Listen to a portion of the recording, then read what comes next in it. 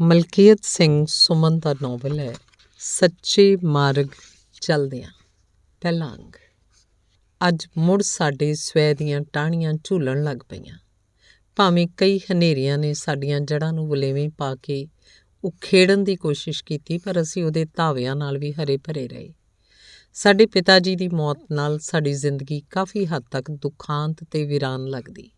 ਸਾਡੀ ਕੱਚੀ ਉਮਰ ਨੇ ਪਿਤਾ ਜੀ ਦੇ ਅੱਟਣ ਪਏ ਹੱਥ ਦੇਖੇ। ਉਹਨਾਂ ਅੱਟਣਾਂ ਨੂੰ ਤੱਕ ਕੇ ਪਿਤਾ ਜੀ ਦੀ ਮੁਸ਼ੱਕਤ ਭਰੀ ਜ਼ਿੰਦਗੀ ਨੂੰ ਗਹਿਰਾਈ ਨਾਲ ਦੇਖਿਆ। ਇਸ ਤੋਂ ਮਗਰੋਂ ਸਾਡੀ ਜ਼ਿੰਦਗੀ ਦੇ ਰਾਹ ਉੱਚੇ ਨੀਵੇਂ ਹੋ ਗਏ, ਜਿਨ੍ਹਾਂ ਉੱਤੇ ਅਸੀਂ ਤੁਰਨਾ ਸੀ। ਕੱਚੀ ਉਮਰ ਨੂੰ ਤੁਰਨਾ ਵੀ ਨਹੀਂ ਆਉਂਦਾ ਤੇ ਜੀਣਾ ਵੀ ਨਹੀਂ। ਕਿਵੇਂ ਜੀਣਾ, ਕਿਸ ਤਰ੍ਹਾਂ ਰਹਿਣਾ, ਇਸ ਝੱਲ ਵਿੱਚੋਂ ਲੰਘਣ ਦੀ ਸਾਨੂੰ ਕੋਈ ਜਾਚ ਵੀ ਨਹੀਂ ਸੀ। ਅਸੀਂ ਆਪਣੇ ਆਪ ਵਿੱਚ ਕਿੰਨੇ ਵਿਅਰਥ ਤੇ ਹੀਣੇ ਲੱਗ ਰਹੇ ਸਾਂ, ਕਿਉਂਕਿ ਸਾਨੂੰ ਇਹ ਪਤਾ ਸੀ ਕਿ ਨੁਕਸਾਨ ਦੇ ਖਾਤੇ ਵਿੱਚੋਂ ਕੀ ਘਟਿਆ ਤੇ ਨਫ਼ੇ ਦੇ ਖਾਤੇ 'ਚ ਕੀ ਜੁੜਿਆ, ਕੀ ਖਰਚਣਾ, ਕੀ ਜੋੜਨਾ। ਸਾਡੇ ਮਨੁੱਖੀ ਆਸਰੇ ਛੁੱਟ ਚੁੱਕੇ ਸਨ। ਮੇਰੀਆਂ ਕਾਲੀਆਂ ਅੱਖਾਂ, ਜਿਹੜੀਆਂ ਸਦਾ ਮਨੁੱਖਤਾ ਦੀ ਇਕਸਾਰਤਾ ਲਈ ਕਠੋਰ ਤੇ ਗੰਭੀਰਤਾ ਨਾਲ ਦੇਖਦੀਆਂ ਤੇ ਮਨੁੱਖਤਾ ਦੀ ਏਕਤਾ ਲਈ ਕੂਲੀ ਲੋਰ ਨੂੰ ਭਾਲਦੀਆਂ, ਪਰ ਮੇਰੇ ਬਚਪਨ ਨੇ ਕਦੇ ਵੀ ਮਨੁੱਖਤਾ ਦੇ ਚਿਹਰੇ ਉੱਤੇ ਸੰਤੁਸ਼ਟੀ ਤੇ ਸ਼ਾਂਤ ਮੁਸਕਾਨ ਨਹੀਂ ਸੀ ਦੇਖੀ। ਮੇਰੇ ਅੰਦਰ ਹਮੇਸ਼ਾ ਇਹ ਡਰ ਜਿਹਾ ਉੱਠਦਾ ਰਹਿੰਦਾ। ਮਨ ਅੰਦਰ ਇੱਕ ਡਰ ਜਿਹਾ ਭਰ ਜਾਂਦਾ। ਜਿਉਂ-ਜਿਉਂ ਕੱਚੀ ਉਮਰ ਪੱਕੀ ਉਮਰ ਵੱਲ ਤੁਰੀ ਤਾਂ ਮੈਂ ਹਰ ਇੱਕ ਨੂੰ ਨਫ਼ਰਤ ਨਾਲ ਵੇਖਣ ਲੱਗ ਪਿਆ। ਪਤਾ ਨਹੀਂ ਇਹ ਪਸ਼ੂ-ਪੁਣਾ ਕਿੱਥੋਂ ਜਾਗ ਉੱਠਦਾ। ਸ਼ਾਇਦ ਬਦਲੇ ਦੀ ਭਾਵਨਾ ਨਾਲ ਇਹੋ ਹੀ ਗੱਲ ਮੇਰੇ ਤੋਂ ਵੱਖਰੀ ਨਹੀਂ ਸੀ ਹੁੰਦੀ। ਪਿਤਾ ਜੀ ਦੇ ਕਤਲ ਦੀ ਤਸਵੀਰ ਨਾਲ ਮੇਰੀ ਉਮਰ ਦੀਆਂ ਗੱਲਾਂ ਉੱਤੇ ਅੱਥਰੂ ਥਰ-ਥਰਾ ਉੱਠਦੇ, ਜਿਸ ਨਾਲ ਬਦਲੇ ਦੀ ਭਾਵਨਾ ਬੰਜਰ ਪਏ ਦਿਮਾਗ ਨੂੰ ਟੋਹ ਜਾਂਦੀ। ਸਾਡੇ ਪਿੰਡ ਦੇ ਦੱਖਣ ਵੱਲ ਬੇਰੀਆਂ ਦਾ ਇੱਕ ਬਾਗ, ਜੋ ਸਾਨੂੰ ਬਾਹਰ ਤੋਂ ਆਉਣ ਉੱਤੇ ਅਲਾਟ ਹੋਇਆ, ਇਹਦੇ ਆਸੇ-ਪਾਸੇ 10 ਕਿੱਲੇ ਭੋਇੰ ਵੀ ਅਲਾਟ ਹੋਈ। ਇਹ ਖੇਤ ਪਿੰਡ ਦੀ ਨਿਆਈ ਸਨ ਤੇ 10 ਕਿੱਲੇ ਭੋਇੰ ਮਾਰੂ ਕਲੇਮ 'ਚ ਮਿਲੀ। ਇਹ ਭੋਇੰ ਪਿੰਡ ਤੋਂ ਕੁਝ ਫਰਕ ਨਾਲ ਸੀ ਤੇ ਜਿਸ 'ਚ ਇੱਕ ਤਰ੍ਹਾਂ ਦਾ ਝੱਲ ਵਾਸ ਕਰਦਾ। ਵੈਸੇ ਵੀ ਪਿੰਡ ਦੀ ਨਿਆਈ ਛੱਡ ਆਲੇ ਦੁਆਲੇ ਦੀ ਸਭ ਬੰਜਰ ਜ਼ਮੀਨ ਪਈ ਬੇਆਬਾਦ, ਕਾਹੀ, ਸਲਵਾੜ, ਕਿੱਕਰਾਂ, ਝਾੜੀਆਂ ਬੜੀਆਂ ਸੰਘਣੀਆਂ, ਜਿਵੇਂ ਇੱਕ ਨਿੱਕਾ ਜੰਗਲ ਹੋਵੇ। ਇੱਕ ਪਿੰਡ ਤੋਂ ਦੂਜਾ ਪਿੰਡ ਦਿਖਾਈ ਨਹੀਂ ਸੀ ਦਿੰਦਾ, ਨਾ ਹੀ ਦੂਜੇ ਪਿੰਡ ਦਾ ਦੀਵਾ ਜਗਦਾ ਦਿਸਦਾ। ਇੱਕ ਦੂਜੇ ਪਿੰਡਾਂ ਨੂੰ ਜਾਣ ਲਈ ਪਗਡੰਡੀਆਂ ਹੁੰਦੀਆਂ ਸੀ। ਮੀਂਹਾਂ ਦੇ ਦਿਨਾਂ ਅੰਦਰ ਲੋਕ ਬਹੁਤ ਔਖੇ ਹੁੰਦੇ। ਸਾਰੇ ਰਸਤੇ ਮੀਂਹਾਂ ਦੇ ਪਾਣੀਆਂ ਨਾਲ ਭਰ ਜਾਂਦੇ। ਸ਼ਹਿਰਾਂ ਜਾਂ ਪਿੰਡਾਂ ਨੂੰ ਤੁਰ ਕੇ ਜਾਣਾ। ਲੋਕ ਸਕੀਮਾਂ ਬਣਾਉਂਦੇ, ਕਿਸ ਦਿਨ ਰਲ ਕੇ ਸ਼ਹਿਰ ਨੂੰ ਜਾਇਆ ਜਾਵੇ। ਸਾਡੇ ਲਈ ਉਹ ਦਿਨ ਬੜੇ ਬੇਫਿਕਰੇ ਹੁੰਦੇ ਸਨ। ਨਾ ਲੈਣ ਦਾ ਫਿਕਰ, ਨਾ ਦੇਣ ਦਾ ਫਿਕਰ ਸੀ, ਬਸ ਬੇਫਿਕਰੇ।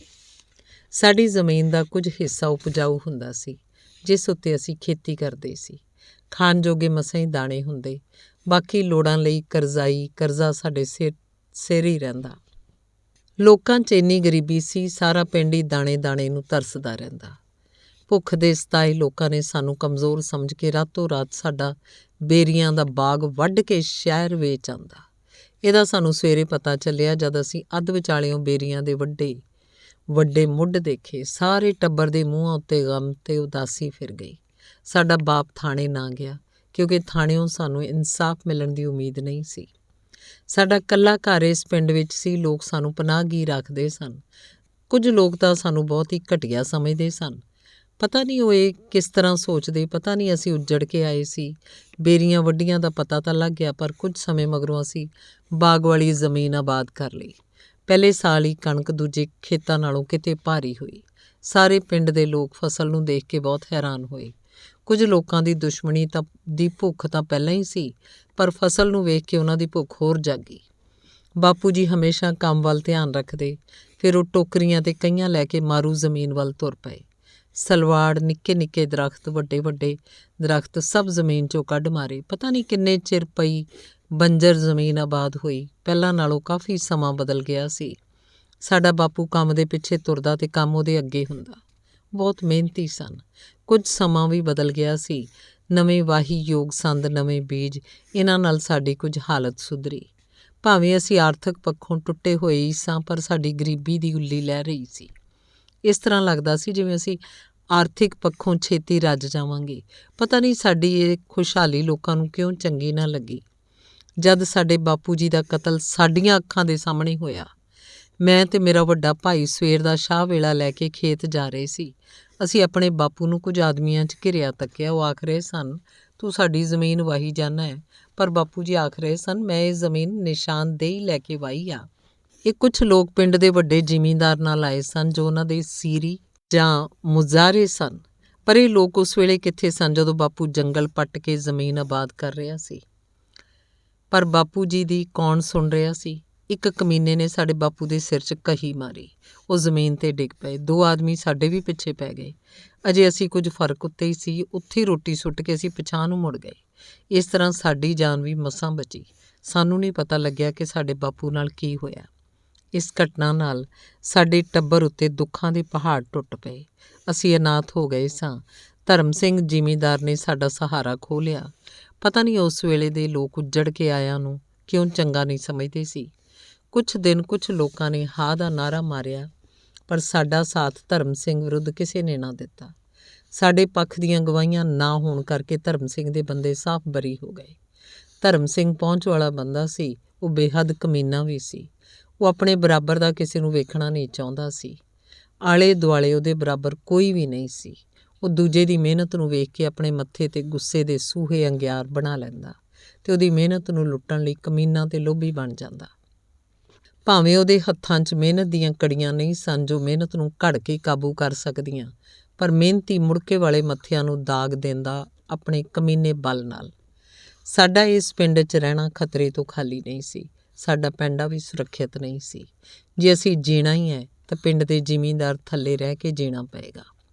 ਇਹ ਧਮਕੀਆਂ ਸਾਨੂੰ ਕਈ ਵਾਰ ਮਿਲੀਆਂ, ਪਰ ਅਸੀਂ ਕਿਸੇ ਦੀ ਅਧੀਨਗੀ ਕਬੂਲਣਾ ਨਹੀਂ ਸੀ ਚਾਹੁੰਦੇ। ਬੇਬੇ ਜੀ ਦੇ ਕਹਿਣ 'ਤੇ ਉਹਦੀਆਂ ਮਿੰਨਤਾਂ ਦਾ ਵਾਸਤਾ ਸਾਨੂੰ ਘੇਰ ਲੈਂਦਾ। ਉਹ ਸਾਡੇ ਇਕੱਲਿਆਂ ਦਾ ਵਾਸਤਾ ਪਾਉਂਦੀ। ਠੀਕ ਵੀ ਸੀ। ਪਿੰਡ ਦੇ ਕੁਝ ਭਲੇ ਲੋਕ ਹੀ ਸਾਡੇ ਵੱਲ ਸਨ, ਪਰ ਉਹਨਾਂ ਦੀ ਕੁਝ ਵਟੀਂਦੀ ਵੀ ਨਹੀਂ ਸੀ। ਪਰ ਸਾਡੇ ਦਿਲ ਬਾਲਣ ਵਾਂਗ ਬਲਦੇ ਰਹਿੰਦੇ। ਕੁਝ ਕਰ ਵੀ ਨਹੀਂ ਸੀ ਸਕਦੇ। ਕਦੇ ਅਸੀਂ ਆਪਣੀ ਗਰਦਨ ਅਕੜਾ ਕੇ ਨਹੀਂ ਤੁਰੇ ਸੀ। ਕੋਈ ਵਾਹ ਨਾ ਜਾਂਦੀ ਦੇਖ ਕੇ ਅਸੀਂ ਤਪਦੇ ਤੰਦੂਰ 'ਚ ਭੁੱਜਦੇ ਰਹਿੰਦੇ। ਸਾਡੀ ਮਾਂ ਆਖਦੀ, ਪੁੱਤਰਾ, ਸਬਰ ਦਾ ਫਲ ਮਿੱਠਾ ਹੁੰਦਾ, ਸਬਰ ਕਰੋ। ਸਬਰ ਤੋਂ ਸਿਵਾ ਹੋਰ ਕੋਈ ਵੀ ਚਾਰਾ ਨਹੀਂ ਸੀ ਸਾਡੇ ਕੋਲ। ਵੱਡਾ ਭਾਈ 8ਵੀਂ 'ਚ ਤੇ ਮੈਂ 7ਵੀਂ 'ਚ ਪੜ੍ਹਦਾ ਸੀ। ਪੜ੍ਹਨ 'ਚ ਅਸੀਂ ਦੋਨੋਂ ਭਾਈ ਚੰਗੇ ਸੀ, ਪਰ ਸਾਨੂੰ ਮਾਰ ਹਰ ਰੋਜ਼ ਪੈਂਦੀ। ਮਾਸਟਰ ਕੋਈ ਨਾ ਕੋਈ ਬਹਾਨਾ ਲੱਭ ਹੀ ਲੈਂਦੇ। ਬਾਈ 8ਵੀਂ ਪਾਸ ਕਰਕੇ ਹਟ ਗਿਆ ਤੇ ਉਹਨੂੰ ਖੇਤੀ ਵੱਲ ਲਾਤਾ। ਮੈਨੂੰ ਹਟਾਉਣਾ ਚਾਹੁੰਦੇ ਸੀ, ਪਰ ਮੈਂ ਆਪਣੀ ਜ਼ਿੱਦ ਕਾਇਮ ਰੱਖੀ। ਮੈਂ ਪੜ੍ਹਨ ਜਾਂਦਾ ਹੀ ਰਿਹਾ। ਮੇਰੇ ਪੜ੍ਹਨ ਦੀ ਰੁਚੀ ਸਗੋਂ ਵੱਧਦੀ ਗਈ। ਭਾਵੇਂ ਇੱਕ ਵਾਰ ਹੈਡਮਾਸਟਰ ਨੇ ਮੇਰੇ ਸਿਰ 'ਚ ਜ਼ੋਰ ਦੀ ਡੰਡਾ ਮਾਰਿਆ, ਜਿਸ ਨਾਲ ਮੇਰੇ ਸਿਰ 'ਚ ਬਹੁਤ ਵੱਡਾ ਗਰੂੰਬੜ ਹੋ ਗਿਆ। ਜਦ ਮੈਂ ਅੱਧੀ ਛੁੱਟੀ ਵੇਲੇ ਘਰ ਆਇਆ, ਸੁਭਾਵਕ ਹੀ ਬੇਬੇ ਜੀ ਨੇ ਮੇਰੇ ਸਿਰ 'ਤੇ ਹੱਥ ਫੇਰਦਿਆਂ ਆਖਿਆ, ਵੀ ਆ ਕੀ ਹੋਇਆ? ਪਰ ਮੈਂ ਚੁੱਪ ਰਿਹਾ। ਉਸ ਫੇਰ ਪੁੱਛਿਆ, ਮਾਸਟਰ ਨੇ ਡੰਡਾ ਮਾਰਿਆ? ਨਾਲ ਹੀ ਮੇਰੀ ਭੁੱਬ ਨਿਕਲ ਗਈ। ਕਾਹਤੋਂ ਮਾਰਿਆ? ਮਾਸਟਰ ਜੀ ਮੇਰੇ ਤੋਂ ਉਹ ਸਵਾਲ ਪੁੱਛ ਰਹੇ ਸਨ ਜੋ ਸਾਨੂੰ ਅਜੇ ਤੱਕ ਪੜ੍ਹਾਏ ਨਹੀਂ ਗਏ। ਮੈਂ ਰੋਂਦੇ ਰੋਂਦੇ ਆਖਿਆ। ਬੇਬੇ ਜੀ 'ਚ ਮਾਸਟਰ ਨੂੰ ਕਹਿਣ ਦੀ ਹਿੰਮਤ ਨਹੀਂ ਸੀ। ਕਹਿਣ ਲੱਗੇ, ਪੁੱਤਰਾ ਤੂੰ ਹਟ ਜਾ। ਕੋਈ ਗੱਲ ਨਹੀਂ ਬੇਬੇ, ਇੱਕ ਦਿਨ ਜ਼ਰੂਰ ਸੁਖੀ ਹੋਵਾਂਗੇ। ਮੈਂ ਰੋਟੀ ਖਾ ਕੇ ਸਕੂਲ ਨੂੰ ਫੇਰ ਮੁੜ ਗਿਆ। ਜਦੋਂ ਮੈਂ ਸਾਰੀ ਛੁੱਟੀ ਘਰ ਮੁੜ ਕੇ ਆਇਆ ਤਾਂ ਬਾਈ ਜੀ, ਬੇਬੇ ਜੀ ਖੁਸ਼ ਬੈਠੇ ਦੇਖੇ। ਉਹਨਾਂ ਕਿਹਾ, ਤਾਇਆ ਜੀ ਤੇ ਚਾਚਾ ਜੀ ਨੇ ਬਾਰ ਵਾਲੀ ਜ਼ਮੀਨ ਇੱਥੇ ਅਲਾਟ ਕਰਾ ਲਈ ਹੈ। ਉਹ ਹਫ਼ਤੇ ਤੱਕ ਇੱਥੇ ਆਪਣਾ ਸਮਾਨ ਲੈ ਕੇ ਆ ਜਾਣਗੇ। ਸਾਹਮਣੇ ਵਾਲੇ ਮਕਾਨ ਵੀ ਉਹਨਾਂ ਅਲਾਟ ਕਰਾ ਲਏ ਹੈ। ਸੱਚਮੁੱਚ ਹੀ ਬਾਪੂ ਦੇ ਮਰਨ ਮਗਰੋਂ ਤਾਏ ਨੇ ਜ਼ਮੀਨ ਅਲਾਟ ਕਰਾਉਣ ਲਈ ਬਹੁਤ ਨੱਠ ਭੱਜ ਕੀਤੀ, ਤਾਂ ਜਾ ਕੇ ਉਹਨਾਂ ਨੂੰ ਇੱਥੇ ਮੁਸਲਮਾਨਾਂ ਦੀ ਪਈ ਜ਼ਮੀਨ ਅਲਾਟ ਹੋਈ। ਉਹ ਹਫ਼ਤੇ ਤੱਕ ਆਪਣੇ ਗੱਡਿਆਂ 'ਚ ਸਮਾਨ ਲੱਦੀ ਪਿੰਡ ਆ ਪਹੁੰਚੇ। ਤਾਇਆ ਜੀ 4 ਘਰ ਮੁਜ਼ਾਰਿਆਂ ਦੇ ਆਪਣੇ ਨਾਲ ਲੈ ਆਏ। ਉਹਨਾਂ ਨੂੰ ਸਾਡੀ ਕੁਝ ਜ਼ਮੀਨ ਵਟਾਈ 'ਤੇ ਦਿੱਤੀ। ਤਾਇਆ ਜੀ ਤੇ ਚਾਚਾ ਜੀ ਦੀ ਬਹੁਤੀ ਜ਼ਮੀਨ ਉਪਜਾਊ ਸੀ। ਉਹਨਾਂ ਪਿੰਡ ਦੇ ਕੁਝ ਮੁਜ਼ਾਰਿਆਂ ਨੂੰ ਦੇ ਕੇ ਆਪਣੇ ਵੱਲ ਕੀਤਾ। ਪਿੰਡ ਦਾ ਕੁਝ ਹਿੱਸਾ ਸਾਡੇ ਵੱਲ ਹੋ ਗਿਆ। ਪੁਰਾਣੀਆਂ ਗੱਲਾਂ ਉਗੜਨ ਲੱਗੀਆਂ। ਜਿਹੜੇ ਲੋਕ ਡਰਦੇ ਮਾਰੇ ਸਾਡੇ ਨਾਲ ਬੋਲਦੇ ਨਹੀਂ ਸੀ, ਹੁਣ ਉਹ ਆਪਣੀ ਗੱਲ ਨੂੰ ਨਿਸ਼ੰਗ ਕਿਸੇ ਡਰ ਭਾ ਦੇ ਆਖ ਜਾਂਦੇ। ਧਰਮ ਸਿੰਘ ਦੇ ਹੱਠੀ ਵਤੀਰੇ ਤੋਂ ਲੋਕ ਬੜੇ ਚਿਰਾਂ ਤੋਂ ਤੰਗ ਸਨ, ਕਿਉਂ ਜੋ ਉਹਨਾਂ ਤੋਂ ਬਗਾਰੀ ਕਰਾਉਂਦਾ ਸੀ। ਇੱਕ ਵਾਰ ਧਰਮ ਸਿੰਘ ਨੇ ਇੱਕ ਆਦਮੀ ਨੂੰ ਘੇਰ ਲਿਆ ਜੋ ਉਹਦੇ ਖੇਤ 'ਚੋਂ ਲੰਘ ਰਿਹਾ ਸੀ। ਆਖੇ, ਮੁਨਸ਼ੀ ਰਾਮਾ, ਕਿੱਧਰੋਂ ਆਇਆ? ਜੀ ਗੰਨੇ ਘੜ ਕੇ ਆਇਆ, ਉਹਨੇ ਜਵਾਬ ਦਿੱਤਾ। ਕਿਹਨਾਂ ਦਿਓ? ਜੀ ਬਾਰੀਆਂ ਦਿਓ। ਅੱਛਾ, ਗੰਨੇ ਇੱਥੇ ਰੱਖ। ਉਹ ਸਾਹਮਣੇ ਵਾਲੀ ਟਾਹਲੀ ਨਾਲ ਸਿਰ ਲਗਾ ਕੇ ਖੜ ਜਾ। ਜਦ ਸਾਡੇ ਖੇਤ ਕੰਮ ਨਹੀਂ ਕਰਨਾ, ਖੇਤ ਵਿੱਚ ਹੀ ਲੰਘਣ ਦਾ ਕੀ ਕੰਮ? ਉਹ ਡਰਦਾ ਮਾਰਿਆ ਗੰਨੇ ਸਿੱਟ ਕੇ ਟਾਹਲੀ ਨਾਲ ਸਿਰ ਲਾ ਕੇ ਖੜ ਗਿਆ। ਇਹਨੂੰ ਛੱਡ ਦਿਓ। ਉਹਦੇ ਕੁਝ ਬੰਦੇ ਟਰਾਲੀ ਭਰ ਰਹੇ ਸਨ। ਉਹਨਾਂ ਕਿਹਾ, ਤੁਸੀਂ ਇਹਦੀ ਜਗ੍ਹਾ ਉੱਤੇ ਸਿਰ ਲਾ ਕੇ ਖੜ ਜਾਓ। ਟਰਾਲੀ ਭਰ ਕੇ ਅਸੀਂ ਖੜ ਜਾਂਦੇ ਹਾਂ, ਜਾਂ ਮੁਨਸ਼ੀ ਰਾਮਾ ਭਾਜਾ। ਮੁਨਸ਼ੀ ਰਾਮ ਨੇ ਪਿੱਛਾ ਮੁੜ ਕੇ ਨਹੀਂ ਦੇਖਿਆ। ਉਸ ਰੇਲਵੇ ਲਾਈਨ 'ਤੇ ਆ ਕੇ ਸਾਹ ਲਿਆ ਅਤੇ ਜਦੋਂ ਉਹਨੇ ਸਾਡੇ ਘਰ ਆ ਕੇ ਦੱਸਿਆ, ਘਰ ਦੇ ਸਾਰੇ ਹੱਸ ਪਏ, ਪਰ ਮੈਨੂੰ ਉਹਨਾਂ ਦੇ ਹਾਸੇ ਉੱਤੇ ਬਹੁਤ ਗੁੱਸਾ ਆਇਆ। ਕੁਝ ਚਿਰ ਮਗਰੋਂ ਪੰਚਾਇਤ ਦੀਆਂ ਚੋਣਾਂ ਆ ਗਈਆਂ। ਪਿੰਡ ਦਾ ਪਹਿਲਾ ਸਰਪੰਚ ਧਰਮ ਸਿੰਘ ਸੀ। ਉਹ ਸਰਪੰਚੀ 'ਤੇ ਕਾਬਜ਼ ਰਹਿਣਾ ਚਾਹੁੰਦਾ ਸੀ, ਪਰ ਕੁਝ ਲੋਕ ਉਹ ਤੋਂ ਤੰਗ ਆ ਚੁੱਕੇ ਸੀ। ਜੋ ਲੋਕ ਰਿਜ਼ਰਵ ਜ਼ਮੀਨ ਵਾਹੁੰਦੇ ਸਨ, ਉਹਨਾਂ ਤੋਂ ਛਮਾਈ ਜਬਰੀ ਅਗਰਾਉਂਦਾ। ਦਾਣਿਆਂ ਦੀਆਂ ਕਈ ਬੋਰੀਆਂ ਘਰ ਲੈ ਆਉਂਦਾ। ਲੋਕ ਉਹਦੀ ਤਾਨਾਸ਼ਾਹੀ ਤੋਂ ਅੱਕ ਚੁੱਕੇ ਸੀ, ਪਰ ਡਰਦਿਆਂ ਲੋਕ ਉਹਦੀ ਜੀ ਹਜ਼ੂਰੀ ਕਰਦੇ ਸੀ। ਧਰਮ ਸਿੰਘ ਸਮਝਦਾ ਸੀ ਵੀ ਲੋਕ ਮੇਰੇ ਵੱਲ ਹੀ ਹੈ। ਪੰਚਾਇਤ ਦੀਆਂ ਚੋਣਾਂ ਦਾ ਬੁਖਾਰ ਲੋਕਾਂ 'ਚ ਤੇਜ਼ ਹੋਣ ਲੱਗਿਆ। ਥਾਂ 'ਤੇ ਚੋਣਾਂ ਦੀਆਂ ਗੱਲਾਂ ਕੀਤੀਆਂ ਜਾਂਦੀਆਂ। ਸਾਡੇ ਤਾਇਆ ਜੀ ਵੀ ਸਰਪੰਚੀ ਲਈ ਖੜ੍ਹ ਗਏ। ਇਸ ਤਰ੍ਹਾਂ ਨਾਲ ਪਿੰਡ 2 ਧੜਿਆਂ 'ਚ ਵੰਡਿਆ ਗਿਆ। ਧਰਮ ਸਿੰਘ ਨੂੰ ਇਹ ਪਤਾ ਲੱਗ ਗਿਆ ਵੀ ਹੁਣ ਕੋਈ ਮੇਰੇ ਬਰਾਬਰ ਹੈ, ਪਰ ਉਹਨੂੰ ਇਹ ਭਰਮ ਸੀ ਵੀ ਲੋਕ ਵੋਟਾਂ ਉਹਨੂੰ ਹੀ ਪਾਉਣਗੇ। ਹੱਕ ਵੀ ਮੇਰਾ ਬਣਦਾ, ਮੈਂ ਇੱਥੋਂ ਦਾ ਬਸ਼ਿੰਦਾ। ਉਹ ਤਾਂ ਕੱਲ੍ਹ ਉੱਜੜ ਕੇ ਆਏ ਨੇ, ਤੁਹਾਡਾ ਕੀ ਸਵਾਰ ਦੇਣਗੇ। ਉਹ ਲੋਕਾਂ ਨੂੰ ਆਪਣਾ ਜੱਦੀ ਹੱਕ ਜਤਲਾ ਕੇ ਚੌਧਰਵੀ ਕਾਇਮ ਰੱਖਦਾ। ਕਈ ਵਾਰ ਦੋਨੋਂ ਧੜੇ ਆਪੋ 'ਚ ਟਕਰਾ ਜਾਂਦੇ, ਗੋਲੀ ਚੱਲਣ ਤੱਕ ਨੌਬਤ ਆ ਜਾਂਦੀ। ਸਾਨੂੰ ਵੀ ਲੋਕ ਦੱਸਦੇ ਰਹਿੰਦੇ ਵੀ ਬਹੁਤੇ ਲੋਕ ਤੁਹਾਡੇ ਵੱਲ ਹਨ। ਚੋਣਾਂ ਦਾ ਦਿਨ ਆ ਗਿਆ। ਦਿਨ ਵੇਲੇ ਤਾਂ ਲੋਕ ਧਰਮ ਸਿੰਘ ਵੱਲ ਜੁੜੇ ਰਹੇ। ਸਾਨੂੰ ਹਾਰ ਲੱਗ ਰਹੀ ਸੀ। ਧਰਮ ਸਿੰਘ ਦੀ ਜਿੱਤ ਯਕੀਨੀ ਲੱਗਦੀ ਸੀ। ਜਦੋਂ ਵੋਟਾਂ ਦੀ ਗਿਣਤੀ ਹੋਈ ਤਾਂ ਤਾਇਆ ਜੀ ਦੇ ਡੱਬੇ 'ਚ ਵੋਟ ਵੱਧ ਨਿਕਲੇ। ਸਾਡੇ ਤਾਇਆ ਜੀ ਪਿੰਡ ਦੇ ਦੂਜੇ ਸਰਪੰਚ ਬਣੇ।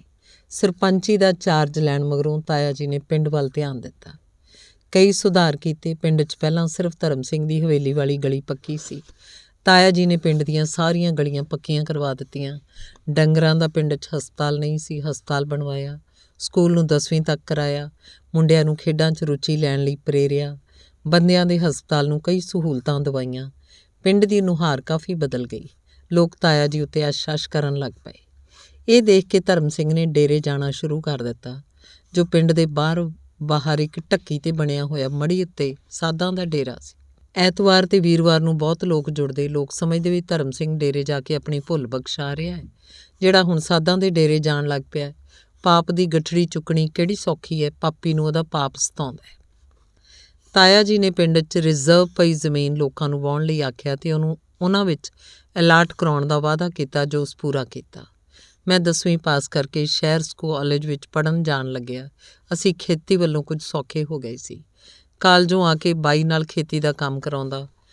ਅਸੀਂ ਹੁਣ ਸਾਰੀ ਜ਼ਮੀਨ 'ਤੇ ਖੇਤੀ ਕਰਦੇ ਸੀ। ਸਾਡਾ ਵਹਾਈ ਢੰਗ ਵੀ ਬਦਲ ਗਿਆ। ਪੁਰਾਣੇ ਸੰਦਾਂ ਦੀ ਜਗ੍ਹਾ ਨਵੇਂ ਸੰਦਾਂ ਨੇ ਲੈ ਲਈ ਸੀ। ਭਾਵੇਂ ਅਸੀਂ ਸ਼ਾਹੂਕਾਰ ਦੇ ਕਰਜ਼ੇ ਥੱਲਿਓਂ ਨਿਕਲ ਗਏ ਸੀ, ਪਰ ਸਰਕਾਰ ਦੇ ਕਰਜ਼ੇ ਨੇ ਸਾਨੂੰ ਘੇਰ ਲਿਆ। ਸਾਡੇ ਨਾ ਚਾਹੁੰਦੇ ਹੋਏ ਵੀ ਬਾਈ ਨੇ ਟਰੈਕਟਰ ਲੈ ਲਿਆ। ਖੇਤੀ ਵੀ ਕੁਝ ਜ਼ਿਆਦਾ ਹੀ ਸੀ। ਟਰੈਕਟਰ ਲੈਣਾ ਵੀ ਜ਼ਰੂਰੀ ਬਣਦਾ ਸੀ। ਪਿਛਲੀ ਕਰਜ਼ੇ ਦੀ ਪੰਡ ਲਾ ਕੇ ਨਵੀਂ ਚੁੱਕ ਲਈ, ਉਹ ਵੀ ਬਾਈ ਦੇ ਭਰੋਸੇ। ਟਰੈਕਟਰ ਨਾਲ ਬਾਈ ਜ਼ਮੀਨ 'ਚ ਪੂਰੀ ਤਰ੍ਹਾਂ ਖੁੱਭ ਗਿਆ। ਉਹ ਦਿਨ ਰਾਤ ਇੱਕ ਕਰ ਦਿੰਦਾ। ਜਦ ਬਿਜਾਈ ਕਟਾਈ ਦੇ ਦਿਨ ਆਉਂਦੇ ਤੇ ਕਰਜ਼ਾ ਹੌਲੀ ਲਹਿੰਦਾ ਗਿਆ। ਸ਼ਹਿਰ 'ਚ ਵੀ ਪਿੰਡਾਂ ਵਾਲਾ ਹੀ ਹਾਲ ਹੁੰਦਾ ਹੈ। ਇੱਥੇ ਵੀ ਤਕੜੇ ਦੀ ਹੀ ਸੁਣੀ ਜਾਂਦੀ ਹੈ। ਕਾਲਜ 'ਚ ਜਦੋਂ ਕਿਸੇ ਲਾਇਕ ਵਿਦਿਆਰਥੀ ਦੀ ਮੰਦੀ ਹਾਲਤ ਵੇਖਦੇ ਕਿ ਨੰਬਰ ਅਮੀਰ ਘਰ ਤੇ ਨਿਖੱਟੂ ਮੁੰਡੇ ਨੂੰ ਬਹੁਤ ਲੱਗ ਜਾਂਦੇ, ਤਾਂ ਮਨ ਅਫਸੋਸ ਕੇ ਰਹਿ ਜਾਂਦਾ। ਲੋਕ ਤਾਂ ਪੈਸੇ ਵੱਲੋਂ ਹੀ ਲੁੱਟ ਖਸੁੱਟ ਕਰਦੇ ਆ, ਪਰ ਕਾਲਜਾਂ 'ਚ ਤਾਂ ਨੰਬਰਾਂ ਦੀ ਲੁੱਟ ਖਸੁੱਟ ਤਕੜੇ ਵੱਲੋਂ ਕੀਤੀ ਜਾਂਦੀ। ਇਹਨਾਂ ਦਿਨਾਂ 'ਚ ਮੈਨੂੰ ਇੱਕ ਚੇਟਕ ਜਿਹੀ ਲੱਗ ਗਈ ਕਈ ਮਹਾਨ ਲੇਖਕਾਂ ਦੀਆਂ ਰਚਨਾਵਾਂ ਪੜ੍ਹਨ ਦੀ, ਜੋ ਮਨੁੱਖ ਦੀ ਲੁੱਟ ਖਸੁੱਟ ਵਿਰੁੱਧ ਚੇਤੰਨ ਹੋਣ ਲਈ ਆਖਦੇ।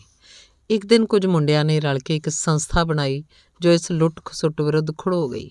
ਸਾਨੂੰ ਬਾਹਰੋਂ ਕਈ ਸਿਆਸੀ ਲੀਡਰ ਕਾਮਰੇਡ ਮਿਲੇ। ਉਹਨਾਂ ਸਾਡਾ ਧਿਆਨ ਲੋਕਾਂ ਨਾਲ ਹੁੰਦੇ ਅਨਿਆਂ ਵੱਲ ਦਵਾਇਆ, ਸਾਨੂੰ ਜਾਗਰੂਕ ਕੀਤਾ।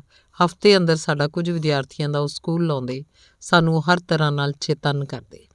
ਲੁੱਟੀ ਜਾਂਦੀ ਕਿਸਾਨੀ, ਲੁੱਟਿਆ ਜਾਂਦਾ ਮਜ਼ਦੂਰ, ਉਹਨੂੰ ਉਹਦੇ ਹੱਕ ਤੋਂ ਕਿਵੇਂ ਵਾਂਝਿਆ ਰੱਖਿਆ ਜਾਂਦਾ, ਜਿਸ ਸਦਕੇ ਅਸੀਂ ਕਾਲਜ ਵਿੱਚ ਇੱਕ ਯੂਨੀਅਨ ਬਣਾ ਕੇ ਉੱਭਰੇ। ਅਸੀਂ ਹਰ ਧੱਕੇਸ਼ਾਹੀ ਵਿਰੁੱਧ ਕਾਲਜ ਦੀ ਮੈਨੇਜਮੈਂਟ ਨਾਲ ਲੋਹਾ ਲੈਂਦੇ ਤੇ ਆਪਣੇ ਇਨਸਾਫ ਲਈ ਲੜਦੇ। ਕਈ ਵਾਰ ਮੈਨੇਜਮੈਂਟ ਦੇ ਧੱਕੇ ਨਾਲ ਲੜਦੇ ਜੇਲ੍ਹ ਵੀ ਚਲੇ ਜਾਂਦੇ, ਪਰ ਅਸੀਂ ਫਿਰ ਛੇਤੀ ਬਾਹਰ ਆ ਜਾਂਦੇ। ਧੰਨਵਾਦ। ਚੱਲਦਾ।